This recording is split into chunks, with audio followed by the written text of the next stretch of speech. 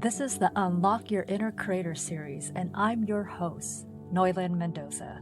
My intention with this series is to spark conversations with passionate changemakers and creatives that bravely dared to dream of new ways and took massive action. Despite the chaos that's happening around us, a radical and liberated future, a new earth can be realized and is possible if we choose to take brave steps. So I invite you to explore with me what that can look like. Well, welcome back, everybody. We took a little bit of a break because you all know it's the holidays. It's a little crazy, but we're back.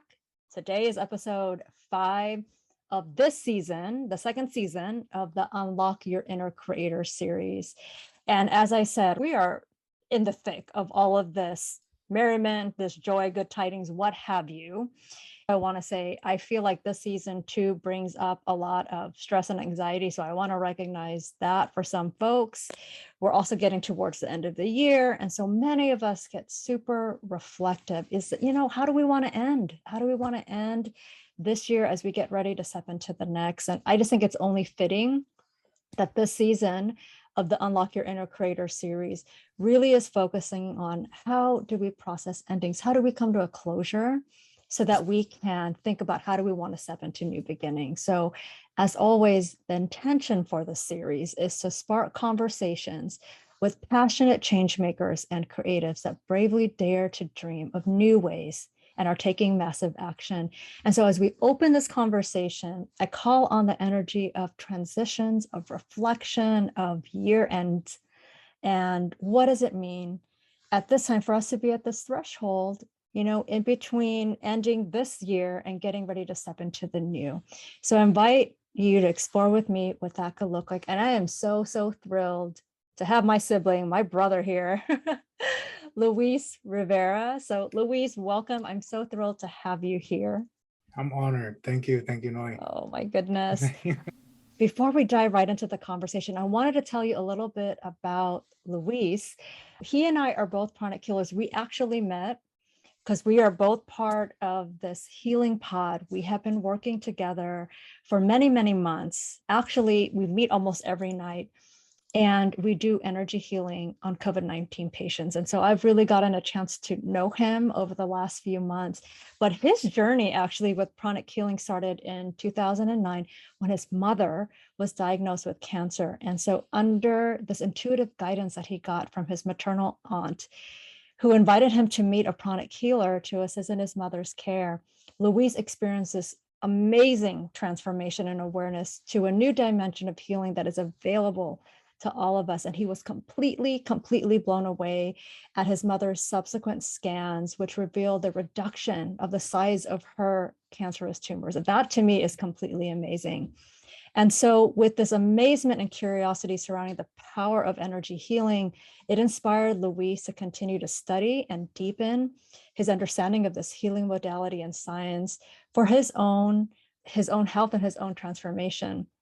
And in 2014, there was an opportunity that arose for Luis to not only learn and complete the first level of pranic healing certification, but he was also able to advance into further studies, looking at everything from advanced pranic healing to pranic psychotherapy. Did you all know that we could also work on emotional and mental issues as energy healers, and also crystal healing? So he combines all this, and it's really incredible. He started a business called Betterment Fulfilled, which I'm sure you're going to hear a little bit more about in this interview. So he is a pranic healer, but he is not just that. He is a multi-passionate, multifaceted soul as well. Luis also comes with the background. He has 10 years of experience as an IT professional, and it's enabled him to bring a high level of detail-oriented analysis into every client session. So I love this. So he has a little bit of a science brain, a little bit of a woo-woo brain as well. He is also a veteran. He's a veteran of the U.S. Air Force, and he's also currently serving as a member of the Florida Air National Guard. He's also a papa to a very rambunctious 3-year-old, and he is also a spouse. He's a son. He is so many things. I love this brother of mine. Luis is born and raised in Puerto Rico. and currently now based in the Maryland, DC area, Virginia area. I'm so thrilled to have you here, Luis. And I talked a little bit about you, but I don't know if I'm missing anything. Is there anything else that you wanted to share with us about who you are? I think you hit every single. Thank you, Noi. Thank you. Well, thank you for a very comprehensive bio. So I have to give credit to you. So, Luis, we always start these conversations. We call in folks, people who have been most influential to us. So who do you want to call into this space to be with us today? Who has been most influential to you? Yeah, one person? As many as you want. Call them all in. I think my mother, my father definitely, and my aunt definitely. Yeah, they have been like the 3 stars, right? That really paved the path for me, consciously or unconsciously. They did it, so I'm truly blessed. I love and it. thankful. The triad. Yes. What of this triad? What do you think has been some of the most important lessons, or what wisdom did they impart to you that you take with you and that you really, I guess, embody in every day and that you think about? So I think that they all have their own like special thing, but my mother, her perseverance, right?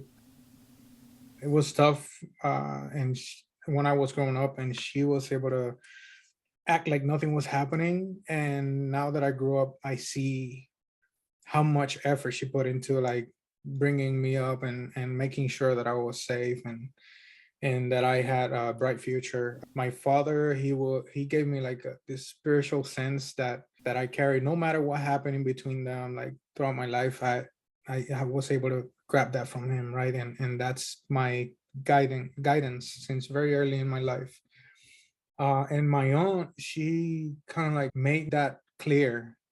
Like she was able to like be there and kind of like guide me in some ways that till now, like she introduced me to pranic healing. And so, I mean, like she kind of like merged everything together for me and really as a suggestion, kind of like it just grew in me.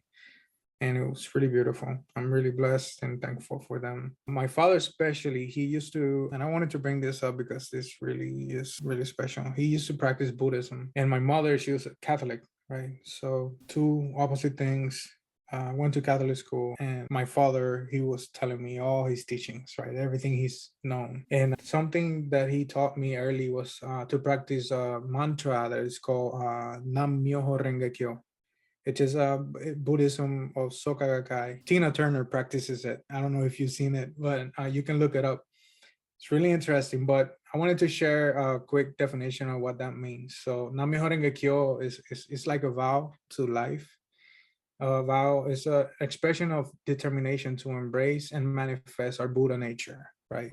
No matter where you at, no matter what you're doing, when you chant it, that's what you invoking, right? And within. And really early in my life, I practiced with him. And I think, I mean, I didn't know it closer consciously, but it definitely kept opening up my heart and to be more in tune with life and experiencing everything. So, yeah. Luis, I would love for you to describe a little bit more, because I'm not sure that everybody knows what Buddha nature is. How would you describe it in your own words? What is Buddha nature to you? So I will say it on my, like I will explain it. I mean, later I learned a bunch of definition, which helped me give it more meaning and structure to be able to explain it. But I'm just gonna say my experience. So I was young, like I was in my teens, right? And I would practice Nam Myoho Renge Kyo, right? And I took it as a challenge, just a personal thing for me. Like I was, since very early in life, I really wanted to, I had this urge to go in, right? I remember the first time I was taught the prayer of Our Father. Something happened that I spent, I remember this clearly in my mind. I spent one night, I spent like an hour and a half just just saying Our Father, like over and over and for no reason. I just wanted to I felt like there's more, and that kept bugging me that night, and I kept doing it, and I kind of forgot about that. Later on in life, when I started experiencing things, I would do it, and I felt such a power, right? Such like everything would quiet down when I mean, everything could be chaotic around me, and I would go within and do it, and I will be okay. Things will keep going, but I will be okay with things, like it would separate me from everything else. And I did it one day for like 1 hour nonstop. I'm nam myoho renge kyo, nam myoho renge kyo for 1 hour. They say that when you do that, you're actually like peeling off layers and layers of karma, like karma that we've been creating from past lives and stuff like that. And I unknowingly, I just wanted to do it because I was called to do it, and I would feel like chills all over my body. And then when I walk outside, I will notice that people will look at me and say hi, hi, how you doing? Like people will be nice to me, like out of nowhere. So I found that interesting. I was like, that's curious, because usually, I mean, things are not like that. We're not. I think that becoming in tune with that energy that we are, it just helps everything to be without limits, right? Like it just helps everything to. I mean, sometimes we get so cluttered with thoughts and preoccupations of the mind and emotions, and we really separate ourselves from what's really happening. When we're in tune with our hearts, with our energy, who we really are, everything seems to brighten up, right? People notice that, like we Yeah. are I mean, you energy. were So literally radiating. So they were like, hi, who's it's this guy? He's so sunny. it's amazing. Yeah. Oh, wow. What an incredible story. You brought up so many things. Let me think about what I want to pick up on, and then I'm gonna have to go back. But this whole thing that you're talking about, just kind of the purging of all of this karma and all of this. I would also say just like negativity that might be lying in us, and you were doing that unknowingly, right? That you were able to really have this radiance, as I said before, that people were picking up on it. And we've had this discussion before, which I think is really funny. And I know that some other people in the spaces that we're in have picked up on it too. Luis, you're not the typical energy healer when somebody sees you, right? So I am curious, when people find out that you are, what myths or what like common assumptions that people have are being broken when they see somebody like you, especially with your background, because you're also a vet. And I think that that's also really interesting too, as well. Yes. Like, let's put that as another layer, right? You're male. Yeah, I'm just curious, like what things do you want to debunk around energy healing, and for folks that want to bring this into their life a bit more? Yes, it's something I'm working on it still. Like I'm still like trying to find that openness with everybody that I know. But the few something I've noticed in this something I've noticed is that when I open up, people are actually interested in it. Like I have been thinking in the small situations that I've been at, like I've dealt with, like I have offered my help, nervous, to be like, oh my God, what are they gonna say? Or I'm not gonna, I don't want to be open. I don't know how they're gonna react, or they're gonna talk about me in a certain way, and I don't want to bring that energy to myself. But usually when I've opened up, people are super interested in it, and it impresses me because before I said anything, I was the one having all the preconceptions about what they're gonna say, how they're gonna react, and it's really all in our minds, right? So when we open it up, in my opinion, when we are true to ourselves, and this is our passion as healers, when we do it, it's it's what we're meant to be, and people are actually waiting for that. It's you gotta, like, it's weird because you wouldn't think that somebody would need the help or anything, but as soon as you say something, they're usually open to it and want to know more about it. And I'm still, and I say that now, and and I apply that and keep applying that to myself, because I still find situations in where I know I can say something, I can help, but I'm working on opening myself more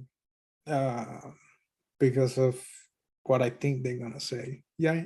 Yeah, I'm no, yeah. I think energy healer or business owner or any of that aside, right? I think we get caught up sometimes in our mind Yeah. and we don't want to share. And I think what I'm getting from you that is so loud and so strong and clear, and I'm also going to internalize this too, is that share your gifts and share your story, because honestly, you don't know who's going to resonate with it. And like you were saying, you just don't know that by you sharing that you might have, you are actually helping this people, or not might have, but you're actually helping and in that connection. And maybe they were calling that in.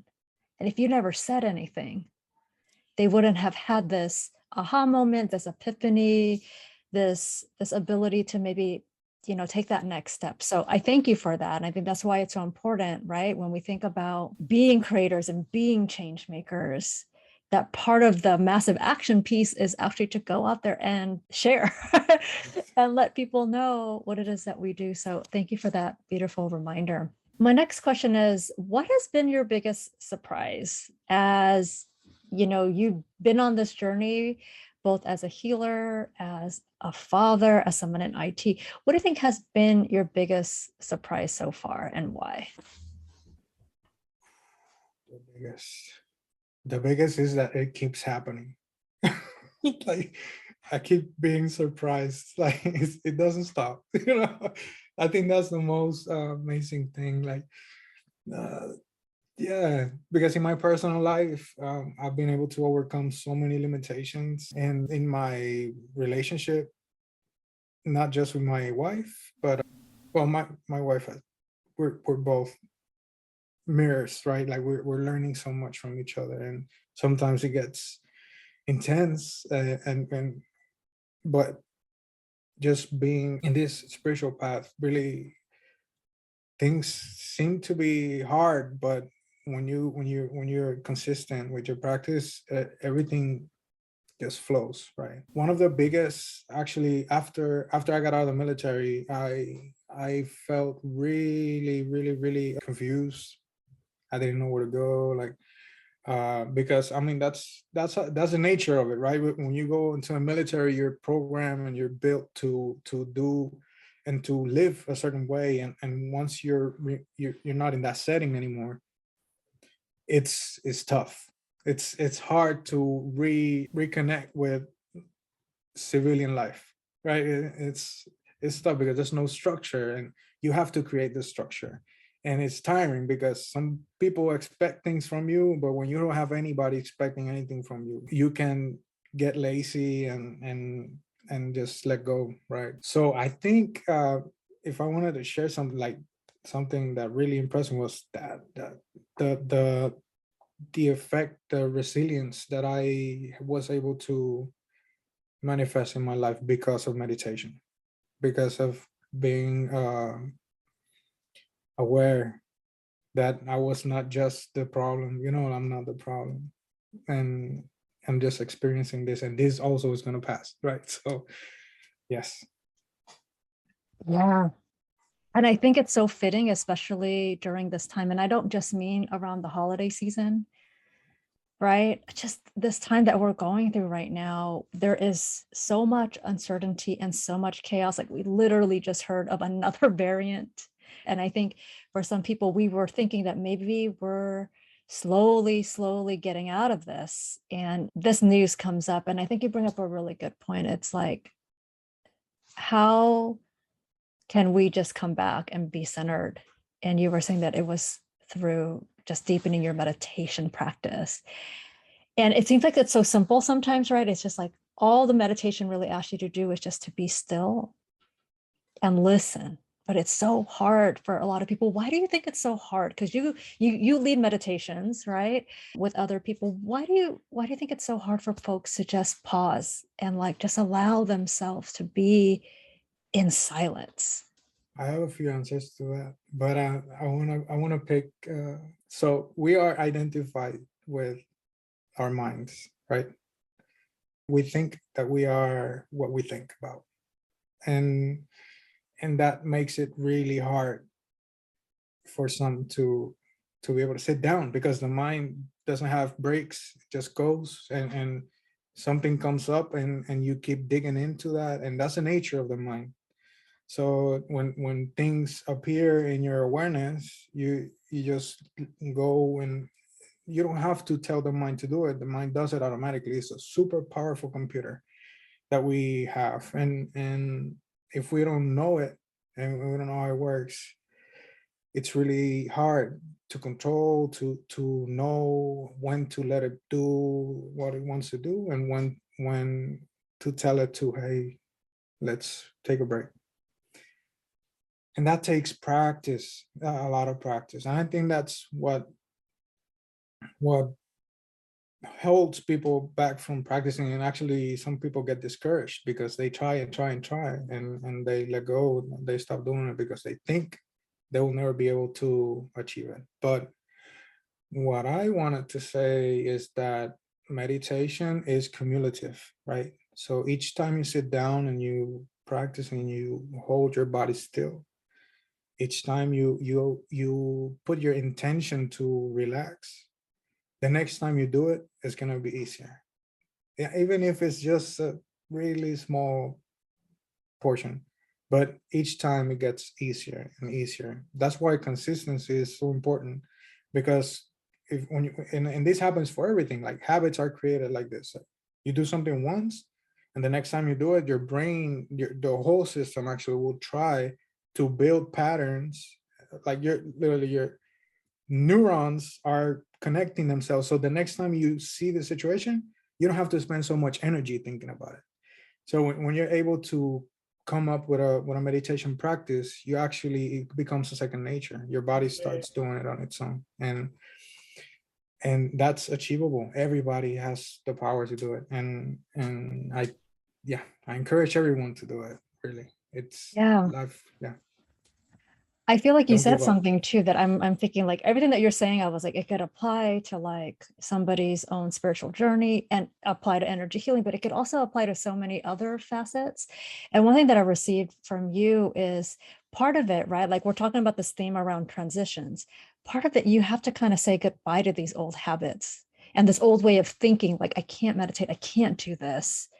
And it's through consistency, it's through showing up and saying, I want to change, that new version of you is going to come, or Yeah. not even come, but like you're going to reconnect to that other part of you. So how would you define this? Like if somebody were to ask you, because you seem like somebody who's really rooted and centered, what advice would you give to somebody that says, I want to be more in alignment? How do I get aligned? How do I get centered? What advice would you give to them? Make a decision to do it, and follow through. uh it's easy to get our attention, our awareness is spread throughout so many things, and most of the time we're not aware of how much we're paying attention to, and Yeah. we completely forget about paying attention to ourselves. Pay attention, pay attention to Pay yourself. attention to yourself. Yes. I receive that because sometimes I feel like there's like just so many deadlines and so many things. It's like it's an out of body experience, right? Yeah. And just saying that you're like, come back to yourself, like literally come back into your body and understand what's going on right now as Back to well. where you once Yeah, belong. Yeah. totally. So the other part of this season's theme is stepping into the new. So what are some new things that you want to birth or create that has been on your mind? So I so I I started with Betterment Fulfilled because me and my wife Arlene, which she's also building herself, and it's beautiful, all the things she's and ideas she has. But we both sat down and we wanted to, do service, and somehow we know pranic healing. We want to do something that we can help people. And lately we've been thinking about different projects and things to do. Like we've learned so much through pranic healing, and this infinite how many things we can help with, right? Like so right now I'm actually working on like trying to help businesses, right? So help a business achieve a better state of in all aspects, right? Financial, relationship within the people in the business, the owner, what's the expectations that they have, like trying to use energy to balance that. And that idea actually manifested. I currently have somebody that I'm going to be working with, and I'm super excited to be able to put this into practice and actually help someone achieve their dreams and overcome whatever limitations they have. And it's really amazing. We're working on that right now. I'm working on myself with we learned this technique called facelift and body sculpting, Yeah. which is So good, right? out of this world. Like, yeah.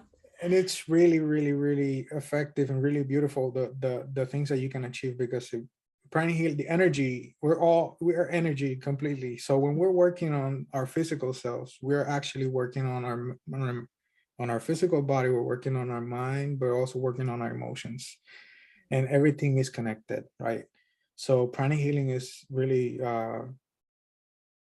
really it's just a bridge to anything that you want to achieve in life, and it's amazing. So yeah, those are the main two that I'm working on right now, and really focusing on trying to, and actually working with people for long term instead of just, because I know healing works. Healing can work for a person, but somebody that don't know about it much, the first time, we all have this hesitation and skepticism, Yeah. and that's normal, right? That's normal. So, but as the people experience it more than once, twice, they get to actually see the change in themselves, and that's what we're trying to do. We're trying to create actual programs that we can help people out. Yeah. Yeah. And like you were saying, like it does work, and you're actually the best example of it. Because I remember you were sharing with me a story. This is probably very, very early on in your journey. You used to be a smoker. Oh yeah. Talk to me a little bit about how you overcame that. What exactly did you do? And I know that it was through energy healing. Yeah. So I used to, in military, and I'm young Puerto Rican, like I came from, and I like to party, like I like to dance, I like to go out, I like to, I like to have fun, and I picked it up, like smoking, I picked it up early. My dad used to smoke, so I think that had a lot to do with it. And I picked it up and I started smoking, and I don't know why, because I remember the first cigarette sucked, like it sucked. And for some reason, I want to look cool or something. I don't know what it was, but the thing is that the habit got created, and the same healer that was healing my mom, he told me like, hey, I'm doing this program, and you can work with me, and I can help you overcome whatever you're going through. And I was like, sign me up now, because I want to get rid of this, because I was feeling it. I was feeling unhealthy. Military, you have to run and everything. I would run, but I knew that I could feel my lungs and it didn't feel good. And yeah, I needed to stop. So we sat down, and I was in Iraq at the time when I signed up for the program, and I would do some meditations and some studies that he will send me, and he will do healing on me, and for psychological addiction, right? So just specifically for smoking. And the first 2-3 times, I remember like it got really like angry, right? Like, oh, I felt the urge to smoke a lot. Like, I don't know what's going on. Like, wow, I need to control myself. But by the fourth time, I couldn't smell cigarette smoke. I would like repulse it. And from then, like I saw, like I clearly saw this is not good. Like I can do better than this. Like, I need to take care of myself. So it worked. So it changed the way I see it. Really that's how it really worked. It changed the way I was experiencing it. And yeah, I didn't do it. Wow, that's actually really incredible that it Yeah. happened so quickly too. Yeah. And you had been smoking for so many years. Oh my goodness. So my next question is, I'm wondering, what are you curious about these days? What's been inspiring you as of late? Oh, so I'm going through a course. This really helpful because I've been so super I mean, I'm trying to be organized. Like, came from the military, I got some nuggets with me, right? Like I I still hope apply so. some of them. Yeah. But on a digital, like our digital world, which is what most of us live in mainly, Yeah. is chaotic, right? Like we have email like all over the place. We have things that we're reading online, but and we sometimes we see valuable stuff when we don't save it. Like we read, oh, that's nice. We save a bookmark, but we forget about it. So I'm doing something called Second Brain from Tiago Forte. He's super, he's an amazing guy. He's building this system so that you can organize yourself on your like uh, digital world, but also a way to capture the information that you find interesting and you know you can use, and organize it in a way that you can actually create from that, right? So you can use it to create and help others, right? So if you're reading about, and this is a really good concept he talks about in there. He says he walks us through a practice called like finding your 12 favorite problems, and from that, you everything that you see online, everything that you go through on your personal life, on your digital life, you start saving things that are pertaining to those 12 problems that you want to solve. And with that information that you gather, you start creating stuff so you can help solve the problem.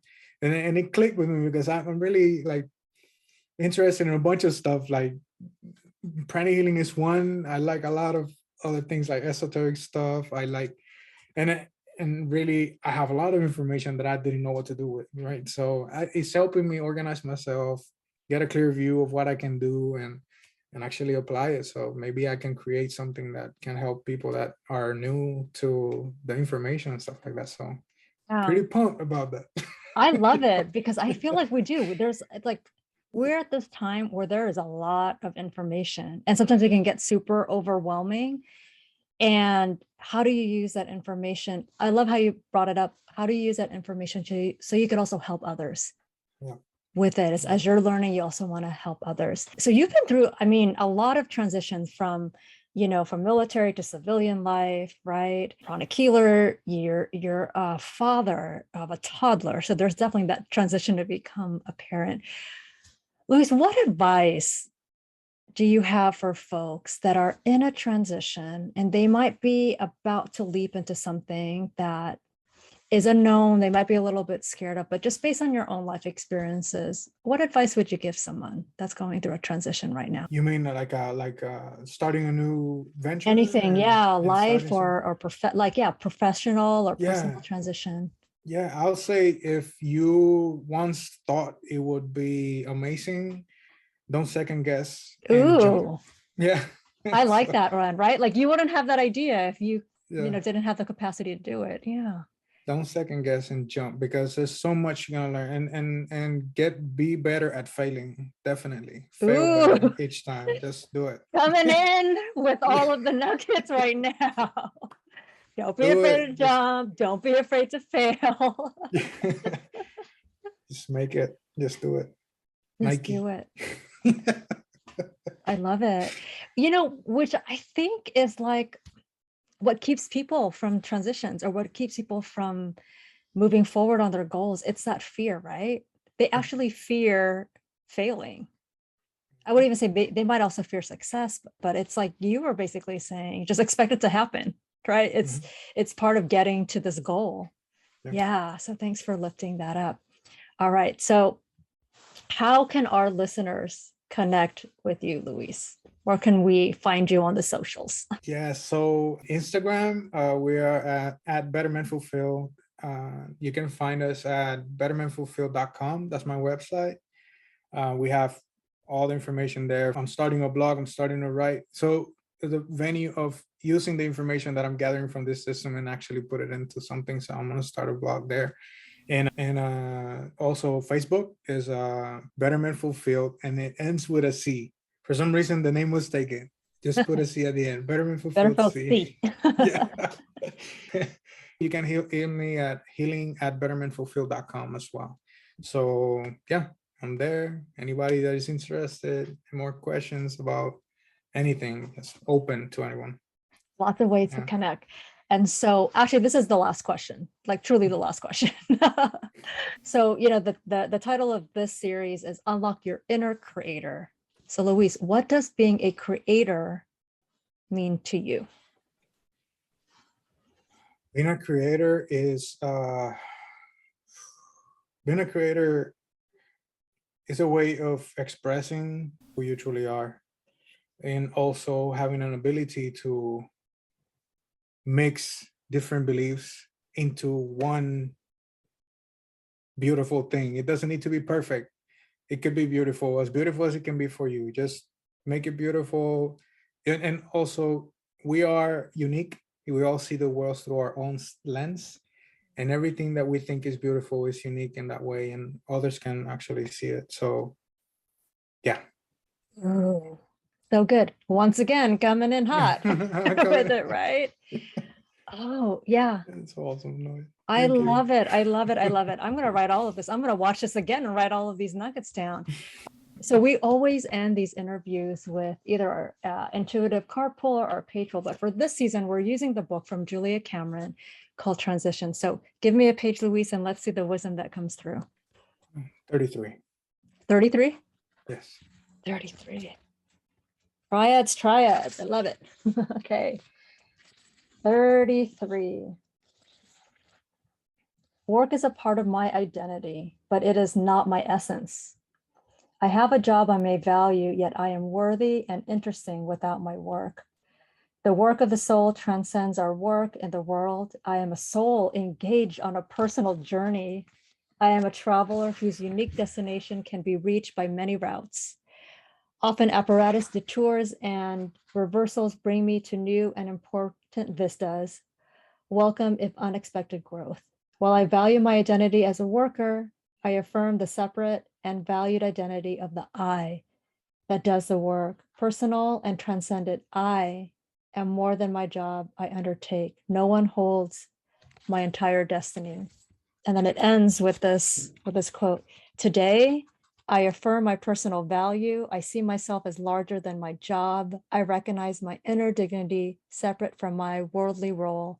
I allow my soul to shine, my heart to sing. So back to you being this beam of light when you did all of those mantras and affirmation. I think it's just so fitting. Thank you so much, Luis. I so enjoyed this interview and getting to know a little bit more about you, brother. Thanks again. Thank you, Noi. Thank you very much for inviting me.